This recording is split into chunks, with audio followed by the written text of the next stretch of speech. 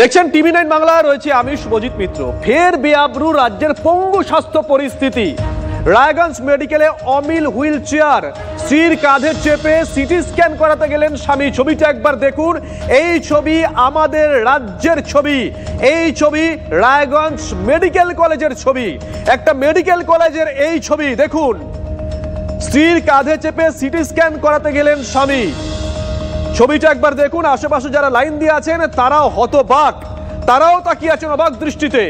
এই ছবি আমাদের রাজ্যের একটি মেডিকেল কলেজের ছবি, রায়গঞ্জ মেডিকেল কলেজের। রূপক আমাদের সঙ্গে রয়েছেন, আমাদের সহকর্মী রূপক। হুইল চেয়ার কি সেখানে ছিলই না? হাসপাতাল কর্তৃপক্ষ কি বলছে এই ছবি দেখার পর? দেখো, হাসপাতাল কর্তৃপক্ষ তারা কিন্তু বলছেন যে এই রোগীর আত্মীয়কে এবং রোগীকে কিন্তু কিছুক্ষণ অপেক্ষা করতে হতো, অপেক্ষা করলে কিন্তু হুইল চেয়ার পেতেন। এই আশ্চর্যজনক বক্তব্য দিচ্ছেন হাসপাতাল কর্তৃপক্ষ। কিন্তু রোগীর পরিজন এবং সেই রোগী নিজেও কিন্তু জানাচ্ছেন যে তাকে ইমার্জেন্সি যেতে হতো, ইস্যুতে তাকে ইমার্জেন্সি যাওয়ার প্রয়োজন ছিল, সেই কারণে তিনি হুইল চেয়ার না পেয়ে তার স্ত্রীর পিঠে চেপে যেতে বাধ্য হয়েছেন। কার্যত এই অমানবিক দৃশ্য কেন দেখতে হলো রায়গঞ্জ মেডিকেল কলেজ হাসপাতালে যারা প্রত্যক্ষদর্শী তারাও কিন্তু বলছেন সময় মতো কিন্তু হুইল চেয়ার বা ট্রলি কিন্তু পাওয়া যায় না। এই অভিযোগের প্রেক্ষিতে মেডিকেল কলেজ কর্তৃপক্ষ কিন্তু তারা রোগীদের ওপরেই দায় ফেলছেন, রোগীদের অপেক্ষা করার কথা বলছেন। শুভজিৎ, না, অপেক্ষা কতক্ষণ করবে? কারোর যদি একটা এমার্জেন্সি কিছু হয়ে থাকে তারা কতক্ষণ অপেক্ষা করবে? আসবো তোমার কাছে, কি বলা আছে শুনি আগে। আমার কয়েকদিন আগে চাল থেকে পড়ে গেছি, তো আজকে হসপিটালে আনলো, এটার কোনো ব্যবস্থায় দেখি না। পরে পিঠে করে আমার স্ত্রী পরে পিঠে করে আনলো আর কি এখানে হসপিটালে। না, একটাও নাই চেয়ার, দেখছি নাই, কোনো ব্যবস্থা নাই। গেটটাতে আবার টোটোটা থাকতে দিবে না, বলছে দূরে রাখেন দূরে রাখেন। তো রুগীটা নামাবো, তারপর তো টোটোটা যাবে। পরে আমি পিঠে করলাম, পিঠে করে তারপর তোমার একতলায় নিয়ে আসি।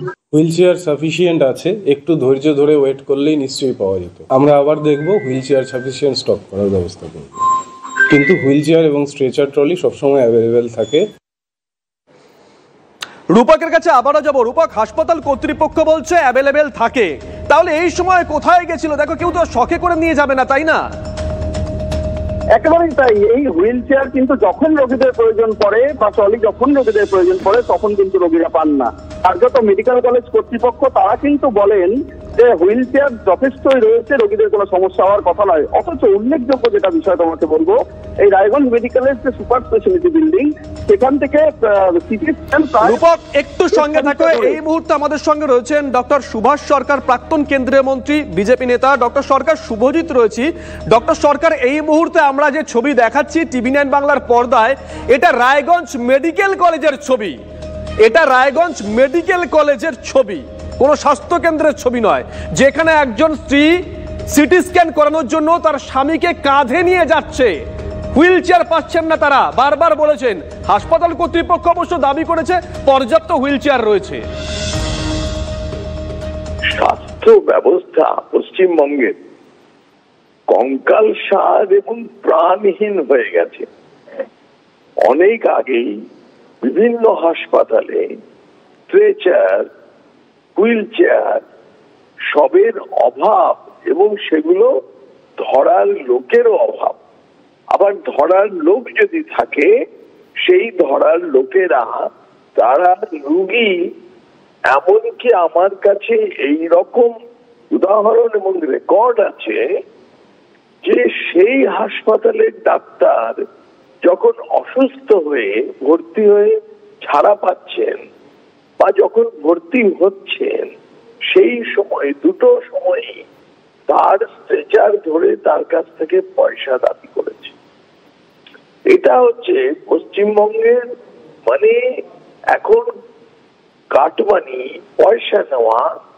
এটা একজন স্ট্রেচার বয় সেও চাইছে, আর সেটা কেউ দেখেও দেখছে না। এটা ভয়ঙ্কর পরিস্থিতি। না আছে ওষুধের ব্যবস্থা, না আছে কোনো কর্মচারীর মানে স্বাভাবিক যে দায়িত্ববোধ সেটুকু পর্যন্ত নেই। আর ডাক্তার নিয়োগ, নার্স নিয়োগ, এগুলো তো বন্ধই হয়ে গেছে। কাজেই মানুষের কষ্ট, মানুষের দুঃখ, মানুষের স্বাস্থ্য সুরক্ষা এটা পশ্চিমবঙ্গে অনেক আগে থেকেই একেবারে শেষ হয়ে গেছে। বামফ্রন্ট আমলেও এইরকম হয়েছে। আজকে যেমন ডক্টর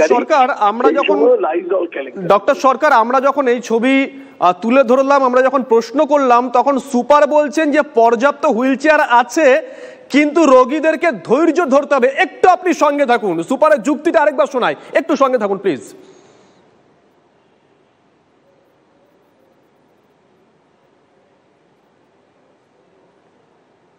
আমার কয়েকদিন আগে চাল থেকে পড়ে গেছি, তো আজকে হসপিটালে আনলো, এটার কোনো ব্যবস্থায় দেখি না। পরে পিঠে করে আমার স্ত্রী পরে পিঠে করে আনলো আর কি এখানে হসপিটালে।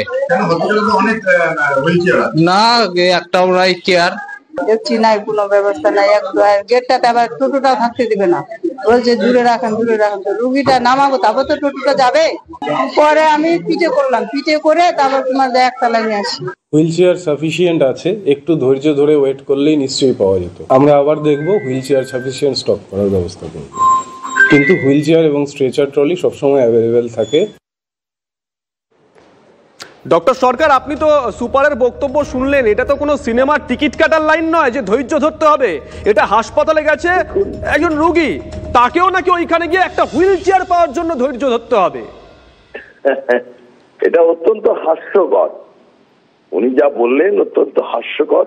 কেউ একেবারে দায়ে না পড়লে কখনো এইরকম ভাবে নিজের স্বামীকে কাঁধে করে নিয়ে দোতলায় ওঠে না। এই সমস্ত মুখ বাঁচানোর চেষ্টা করছেন, উনি মুখ্যমন্ত্রীকে খুশি করার চেষ্টা করছেন হয়তো। অসংখ্য ধন্যবাদ, অসংখ্য ধন্যবাদ। আমরা কথা বললাম প্রাক্তন কেন্দ্রীয় মন্ত্রী ডক্টর সুভাষ সরকারের সঙ্গে।